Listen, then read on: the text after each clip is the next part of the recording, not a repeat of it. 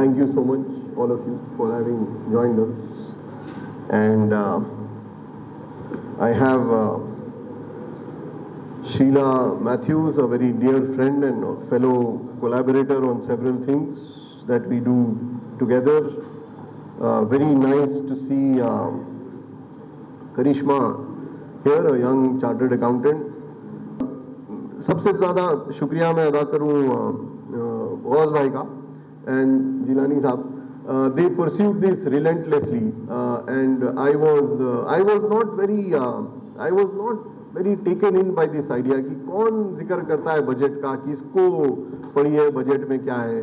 उमूमन हम देखते हैं कि जब बजट की जैसी बातें होती हैं तो दिलचस्पी होती ही नहीं. लेकिन thank you for taking this really important step, क्योंकि ये बहुत ज़रूरी है कि हम एक कॉन्स्टिट्यूएंसी बिल्ड करें एक डेमोक्रेसी में जिसमें हम हिस्सा लेते हैं. उसमें ज़रूरी है कि अपनी बात और अपना हक कायम करें और समझें पहले. इस वजह से इस डिस्कशन की बड़ी अहमियत है. और आप देख रहे होंगे कि इतने मसरूफ़ और इतने बड़े लोग, जाफरी साहब और शबीर भाई, are very difficult to get, but they have spent their time and are here with us today. Therefore, I must compliment Ghaus bhai and Jilani Saab for having taken this very critical step. I had to go elsewhere, but I realized that once they have organized this, I changed my plan and I came here, and I am really happy to be with all of you. Yusuf bhai, thank you for joining us. It speaks of your responsibility as a leader that you take part in such events. और आप सब लोगों को welcome to this programme. मैं कुछ चीज़ें मुख्तसर तौर पे आप लोगों को बताना चाह रहा हूँ जो हम जैसे economist, and I am addressing both of you also sir very specifically, because I am an economist. I teach economics and I look very carefully at the budget every year. At the union budget, उमूमन हम state budgets को completely ignore करते हैं. ये मैं confess कर दूं कि हम जैसे लोग भी स्टेट बजट्स को देखते ही नहीं. हमारी पूरी नज़र यूनियन बजट पे होती है जो पहली को आया था, और उस पर बड़े बहस मुबाहिसे हुए. स्टेट बजट को आप लोगों ने हाईलाइट किया. That is a very important thing. But let me tell you for all of you, मेरा ये हक बनता है और यू मस्ट एक्सक्यूज मी, क्योंकि मैं प्रोफेसर हूँ, मैं अक्सर लेक्चर ही देता हूँ, तो मैं फिर थोड़ा सा लेक्चर दे दूँ आप लोगों को कि बजट क्या होता है, क्यों होता है और उसकी अहमियत क्या है. हम क्यों इस महफिल का इनेकाद कर रहे हैं, आखिर इससे हमें क्या फ़र्क पड़ेगा. तो बजट होता क्या है? बहुत सिंपल तौर पे बजट होता क्या है और बजट की कानूनी और कॉन्स्टिट्यूशनल अहमियत है भी या नहीं. अगर आप हमारा कॉन्स्टिट्यूशन देखें तो उसमें बजट का कोई जिक्र नहीं. बजट लफ्ज का कोई जिक्र ही नहीं है कॉन्स्टिट्यूशन. फिर ये बजट आया कहां से और क्यों होता है? एक जगह एक आर्टिकल में लिखा गया है कि गवर्नमेंट को चाहिए कि वो एक एनुअल फाइनेंशियल स्टेटमेंट पेश करें हाउस में. एनुअल फाइनेंशियल स्टेटमेंट, और ये करिश्मा आपको अच्छी तरह समझाएंगी बाद में, वो होता क्या है. एनुअल फाइनेंशियल स्टेटमेंट ये होता है कि आप आके अपने जनरल बॉडी को बताएं कि पिछले साल हमने 100 रुपए खर्च किए थे और 90 रुपए कमाए थे. That is the annual financial statement.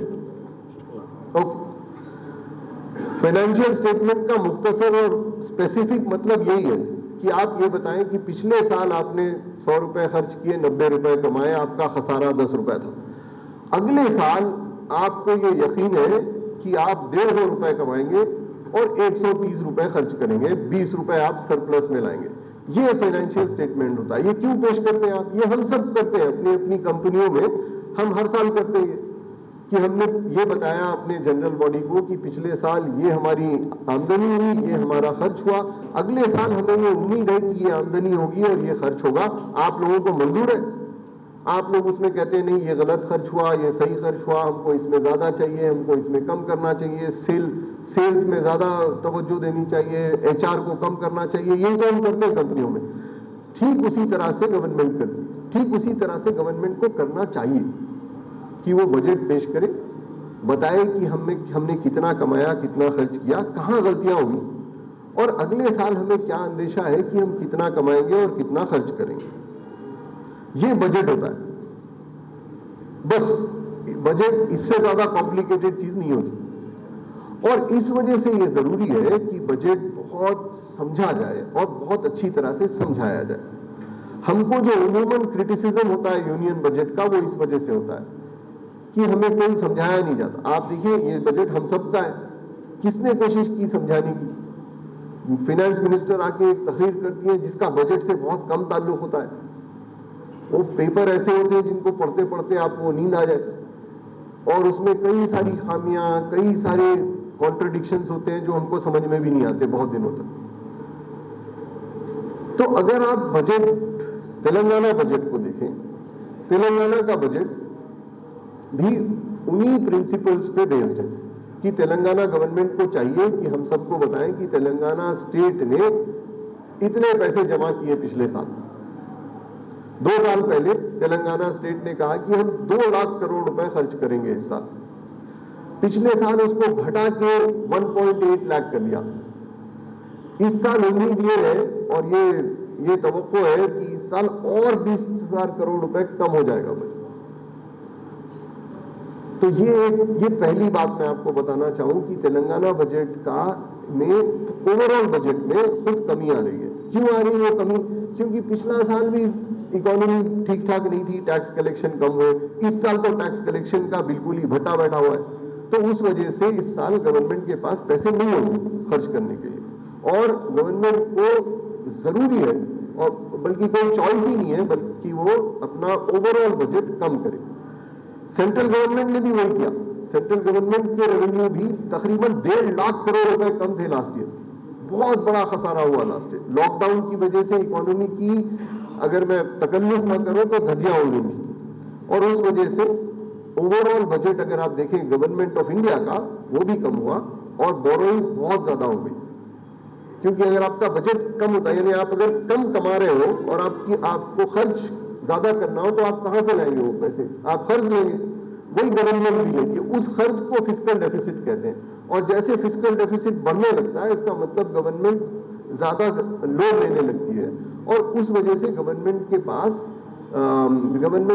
चूंकि लोन ज्यादा लेना पड़ता है, इसीलिए इंटरेस्ट ज्यादा देना पड़ता है, इसीलिए बाकी लोगों को पैसे देने के लिए पैसे कम हो जाते हैं। तो पहली बात यह कि इस साल आप ये तय कर लें कि जैसे सेंट्रल गवर्नमेंट के पास हुआ कि तकरीबन हर हेड में कमी आई खर्चे में। मैं आपको दोबारा बता दूं, ये अगर आप इंडिया का बजट देखें जो आया था, उसमें अगर आपने देखा होगा, और नहीं देखा है तो मैं आपको सिंपली ये बता दूं कि चूंकि गवर्नमेंट के पास पैसे कम है, इसीलिए यूनियन गवर्नमेंट ने तकरीबन हर शोबे में पैसे में खर्च कम किया है। हेल्थ बजट में हालांकि फाइनेंस मिनिस्टर ने बहुत बात की हेल्थ की, 15-20 मिनट शुरू में वो हेल्थ की बात करती रही, लेकिन जब हमने नंबर देखे तो उन्होंने हेल्थ का बजट कम कर दिया, तकरीबन 30-35 हजार करोड़ रुपए। विमेन एंड चाइल्ड, औरतों और बच्चों के लिए वो बजट कम कर दिया। एजुकेशन बजट कम कर दिया, क्योंकि पैसे हैं नहीं, क्या करें? बताया नहीं कि कम किया, लेकिन जब आप पेपर देखें तो साफ जाहिर है कि जितने बड़े हेड्स हैं उनमें बजट कम हुआ। वही हाल हमारा होने वाला है तेलंगाना गवर्नमेंट में, कि हमें कम करना पड़ेगा। क्योंकि आप देखिए, कोई भी कलेक्शन आप देखें, जीएसटी का कलेक्शन होना चाहिए था 18,000 करोड़ रुपए, हुआ 3,000 करोड़ रुपए। अब आप खर्च कहां से करेंगे? अगर आपकी तनख्वाह कम हो गई तो आप खर्च बढ़ाएंगे कैसे? वैसी गवर्नमेंट की अगर आमदनी कम हो गई तो वो बढ़ाएगी कैसे? तो ये मेरा पहला पॉइंट। दूसरा पॉइंट ये है, और इस पैनल के जिमन में, वो ये है कि हम यहां पे ये सोच रहे हैं कि माइनॉरिटीज के बजट का क्या होगा। तो ये भी मैं बता दूं आपको, सीधे अभी तक आप समझ भी गए होंगे कि माइनॉरिटीज का बजट भी कम होगा।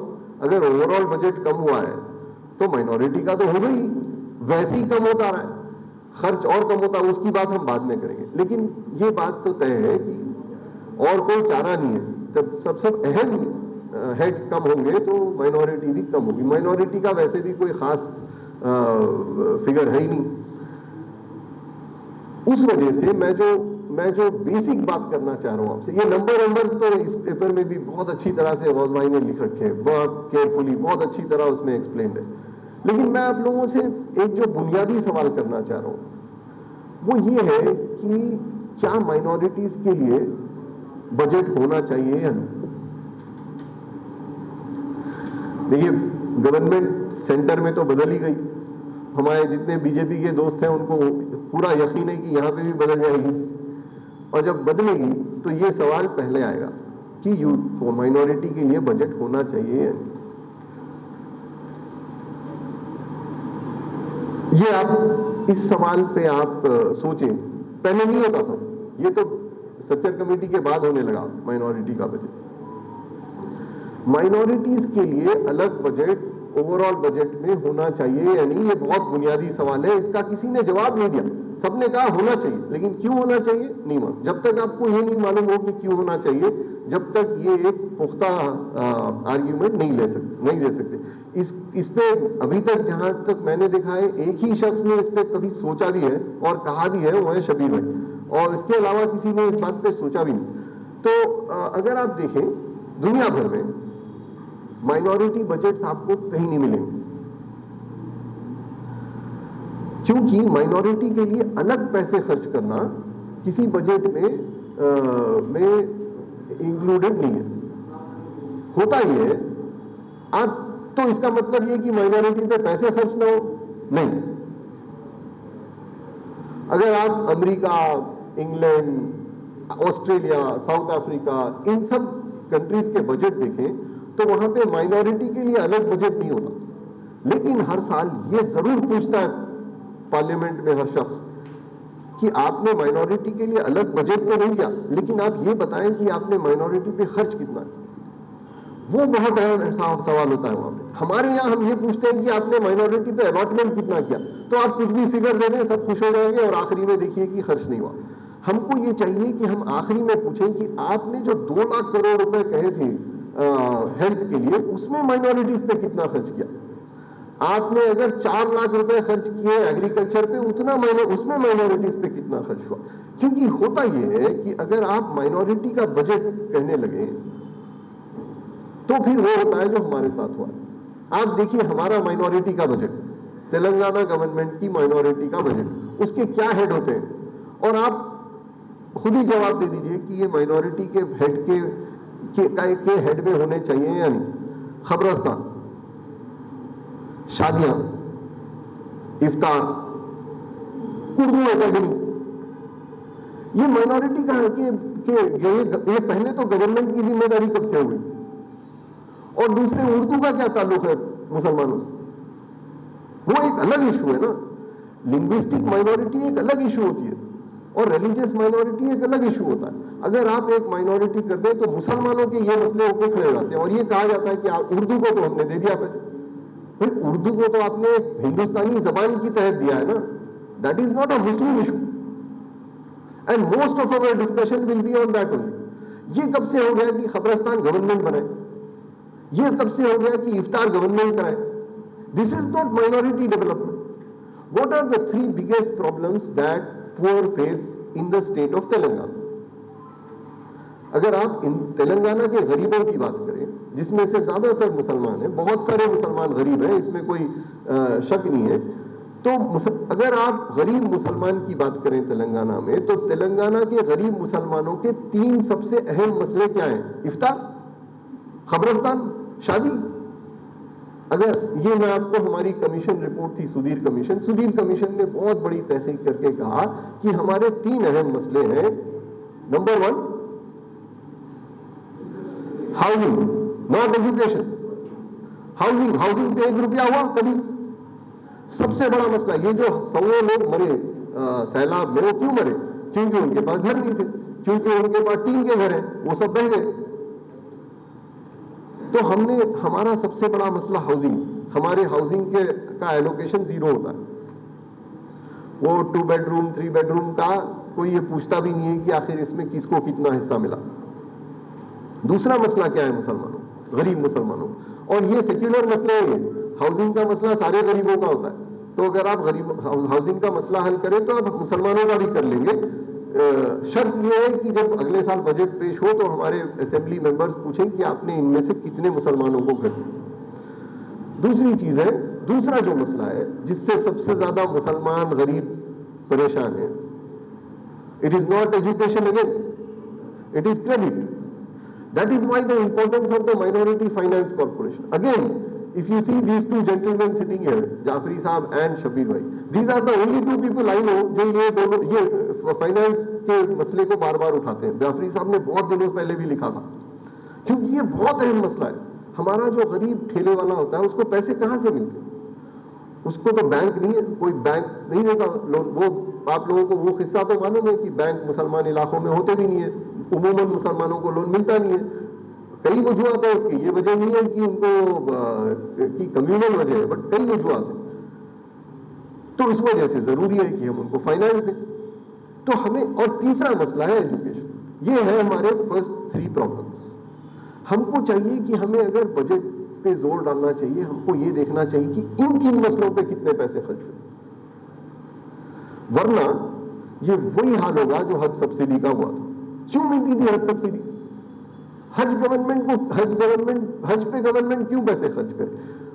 करती रही बहुत दिनों तक, बड़ा एहसान जताते रहे कि हम हज पे पैसे देते, और एक दिन बंद कर दिया. अब वो पैसे गए ना, पता ही नहीं. वही होगा कि हम उर्दू पे पैसे देते रहेंगे, खबरस्तान पे पैसे, फिर एक दिन हटा देंगे उसको कि ये तो हमारा मसला ही नहीं है. अगर हम अपनी मस्जिद नहीं चला सकते, अगर हम अपने खबरस्तानों की देखभाल नहीं कर सकते, तो हम क्यों रखें मस्जिद? एक नहीं, गवर्नमेंट देगी पैसे. तो ये जो पॉपुलर स्कीम होती है ना, गवर्नमेंट की जिम्मेदारी कब से हो गई भाई कि हमारी औरतों की शादी करवाए? शादी मुबारक, सबसे बड़ी स्कीम गवर्नमेंट की. तो ये बुनियादी question I want to put before you. आप लोगों से जो फहम रखते हैं, जो दर्द रखते हैं, जो समझते हैं, उनसे मैं ये सवाल पूछना चाह रहा हूं कि बजट हमको, माइनॉरिटी वाला बजट में हमें कोई दिलचस्पी नहीं है. वो 1200-1500 करोड़ वो जाके 2000 हो जाए, 5000 हो जाए. कर्नाटक में हमसे बहुत कम मुसलमान है, वहां 7000 करोड़ होते. उस बजट से हमें कोई खास दिलचस्पी नहीं है. हमको तो 1.8 लाख करोड़ से दिलचस्पी है, जो तेलंगाना स्टेट का बजट है. हम उसमें देखना चाह रहे हैं कि कितने गरीबों को मिले. हमको उसमें से पैसे नहीं चाहिए इफ्तार कराने के लिए, वो हम करा लेंगे. एक इफ्तार करा लिया, 10,000, 20,000, 2 लाख रुपए खर्च हो गए, ईद में साड़ियां बांटी. और उससे चंद पार्टीज को, particularly the parties like BJP, वो ये कहती है कि देखो अपीजमेंट हो रहा है. और ये बाकायदा है अपीजमेंट, क्योंकि इससे कोई किसी का फायदा तो होता नहीं है. So that is my major point today, is for all of you to think that what is the reason? Why should we have a minority budget? Firstly, who is a minority? Is a religious minority a minority? Is a linguistic minority a minority? And if you confuse the two, then you will have the situation that we have with us today. So therefore, my last point that I want to make is, therefore solution क्या है, होना क्या चाहिए? होना ये चाहिए कि हम अपनी गवर्नमेंट से कहें, तेलंगाना गवर्नमेंट से, सेंट्रल गवर्नमेंट हमारी बात नहीं सुनेगी, बहुत कम स्टेट गवर्नमेंट हमारी बात सुनेंगे. हम अपनी गवर्नमेंट से कहेंगे कि मेरी तजवीज ये है कि हम कहें कि हमें माइनॉरिटी बजट नहीं चाहिए. आप रखिए, आपके वहां पैसे कम है, आप हमारे नाम से अलॉटमेंट मत कीजिए, 2000-3000 करोड़ दे देंगे, वो सारा जीएसटी का इलेक्शन हार जाएंगे आप. क्योंकि उसी बात पे होगा अगली बार भी कि इन्होंने पैसे बढ़ा दिए मुसलमानों को. आप वो मत करिए. आप हर साल हमको एक मैथमेटिकल इंडेक्स बनाइए. एक इंडेक्स होता है दुनिया भर, उस इंडेक्स का नाम होता है डाइवर्सिटी इंडेक्स. ये जितने आप लोगों में से मैं देख रहा हूं, बहुत बड़ी बड़ी कंपनी में काम करते हैं आप लोग, आपकी हर कंपनी में एक डाइवर्सिटी इंडेक्स होता है. वो डाइवर्सिटी इंडेक्स करता क्या है? हर साल की एनुअल रिपोर्ट में वो कहता है कि हमारी कंपनी ने इस साल कितनी औरतों को मुलाजमत दी, कितने गरीबों को मुलाजमत दी, कितने मुसलमानों को मुलाजमत दी, कितने शेड्यूल्ड कास्ट लोगों को मुलाजमत दी. हर प्राइवेट कंपनी करती है ये. वो ये कहती है कि हमने किन इलाकों में पैसे खर्च किए, अपने बिजनेस वाले पैसे, अपने कॉर्पोरेट सोशल रिस्पॉन्सिबिलिटी वाले पैसे. और इसमें हमने ये कोशिश की या नहीं की कि मुल्क के, शहर के, हमारे अतराफ के हर तबके की नुमाइंदगी हो और फेयर नुमाइंदगी हो. अगर हमने नहीं की तो हम बड़े शर्मिंदा हैं. ये एनुअल रिपोर्ट में हर कंपनी करती है. हम चाहेंगे कि हमारी गवर्नमेंट ये एनुअल रिपोर्ट में बताए हमको कि हमने 1.8 लाख करोड़ रुपए खर्च किए, उसमें हमने औरतों पे 49% किए, क्योंकि हमारे पास औरतें 49% है। हमने 12% मुसलमानों पे किए, क्योंकि हमारे पास 12% मुसलमान है। 2 लाख करोड़ का 12% 24,000 करोड़ होता है, 5,000 करोड़ नहीं होगा। हम चाहेंगे कि एक वो, दूसरा हम चाहेंगे कि हमारी गवर्नमेंट ये कहे कि हम एक बड़े हमारे ज्यूरिस्ट थे और वकील थे, माधव मेनन साहब, बहुत बड़े आदमी, उनका कुछ दिन पहले इंतकाल हो गया। माधव मेनन साहब ने ये कहा था कि हर स्टेट को चाहिए कि वो एक इक्वल अपॉर्चुनिटी कमीशन बनाए। हम चाहेंगे कि हमारा स्टेट पहला स्टेट हो जो ये इक्वल अपॉर्चुनिटी कमीशन बना दे। क्या कह रहे हैं हम? कह रहे हैं कि हर बाशिंदे को तेलंगाना के बराबर की अपॉर्चुनिटी मिले। अगर कोई गवर्नमेंट का टेंडर है तो वो शेड्यूल कास्ट को, बैकवर्ड कास्ट को, क्षत्रिय को, मुसलमान को, क्रिश्चियन को इक्वल अपॉर्चुनिटी दे। अगर कोई नौकरी हो तो इक्वल अपॉर्चुनिटी दे। अगर किसी को शक हो कि वो इक्वल अपॉर्चुनिटी नहीं मिली या इसीलिए रिजेक्ट हो गया कि उसके बाल बड़े थे या वो काला था या मोटा था या मुसलमान था, तो उसको हक है कि वो कोर्ट जाए और उसको रोक सके। हमको ये 2 चीजें चाहिए। हमारा बजट वाकई माइनॉरिटी ओरिएंटेड होगा अगर उस बजट में एक पैराग्राफ हर साल हमारे हरीश राव साहब प्रेजेंट करें कि पिछले साल के बजट में हमने ये हमारे तबके हैं, हमने इतने पैसे इन पे खर्च किए। और चीफ मिनिस्टर साहब ये कहें कि हमारे स्टेट में हर सिटीजन को एग्जैक्टली इक्वल अपॉर्चुनिटी होगी। पिछले साल इतने केसेस आए और हमने इतने केसेस में हमने गलती की, इतने केसेस को हमने सही किया। अगर इतना हो जाए तो ना हमारे साथ नाइंसाफी होगी, ना हमारे खिलाफ या गवर्नमेंट के खिलाफ वो चार्ज लगेगा कि ये तो माइनॉरिटीज का अपीजमेंट करते हैं। शुक्रिया।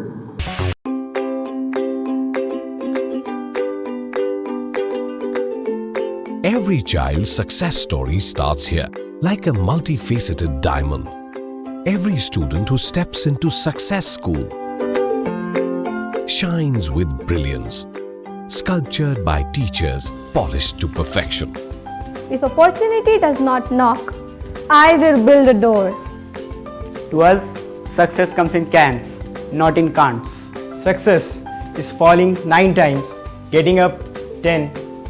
Some people dream of success, others put their heart and soul into working for it.